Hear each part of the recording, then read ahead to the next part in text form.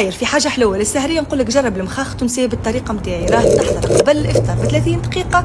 والكريمه نجربوها، الكريمه راهي سهله، فيها مكونين بس للطيب للتعب روحك، ومكونات جد اقتصاديه. يلا نعمل وصفه مع بعضنا. استعملت انا ورقه السمبوسه لهنا، تنجموا تستعملوا ورقه البريك العربي لهنا. خذيت الكانولوني مولد، لفيتها بالطريقه هذيك كيما في الفيديو. بعد باش نسكرها بالفرينه والخليط الفرينه والماء، بعد نقليها على نار متوسطه، وبعد حتى تولي دوري بالطريقه هذيك نخليوها تستقطر. بالنسبه للكريمه استعملت 2 كعبات فلانك، واستعملت يكونوا باردين، واستعملت معاهم ساشي كريم شانتيه، نقعدوا نخلطوهم حتى نتحصلوا على القوام المتماسك. بعد ما استقطروا كعبات المخاخ نتاعنا باش نحشيهم بالطريقه هذيك بالكريمه نتاعنا، ونخليوهم هذوما في الفريجيدير او في الثلاجه مده نص ساعه او ساعه هكاكا. وبعد ندهنهم بخليط الشوكولاته ذايبه لهنا، معاها شويه بوفريوه مهروشه او لوز مهروش. وباقي الكعبات نجموا تشحروهم عادي باش تصبوا فوقهم طرف سيرو، وترشوا عليهم اي نوع متاع مكسرات. جربوا الوصفه واعطيني